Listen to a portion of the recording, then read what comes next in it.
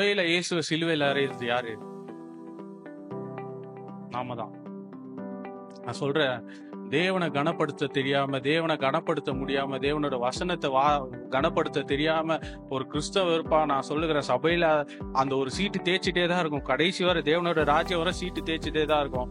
ஆனா அதனால சபைக்கு உள்ள தேவனோட ராஜ்யக்கு எந்த ஒரு பிரயோஜனமும் இல்லை.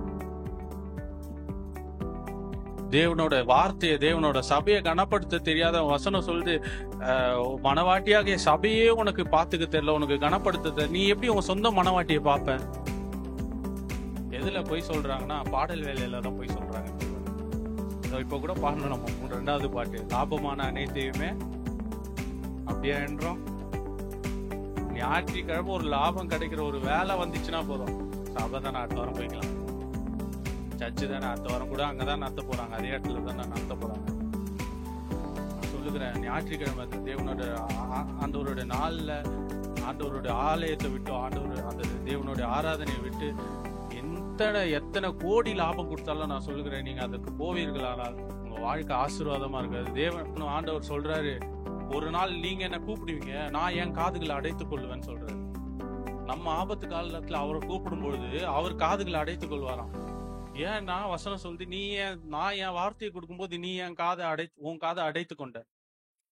தேவனோட வார்த்தைக்கு, தேவனோட சபைக்கு நம்ம ஒரு கனத்தை கொடுப்போம் என்றால், தேவனோட இந்த சபையில யாருங்க இங்க பாஸ்டர் ஹெட், இங்க இல்ல, நாங்க இருக்கிறோம் இவங்க பாஸ்டர் ஃபேமிலி ஹெட் இல்ல, இயேசு கிறிஸ்து. அவர் தான் ராஜாதி ராஜாவாக இந்த சபையை அவர் தான் ஆரம்பித்தார், அவர் தான் முடித்தும் வைப்பார், அவர் தான் நடத்தி கொண்டும் இருக்கிறார்.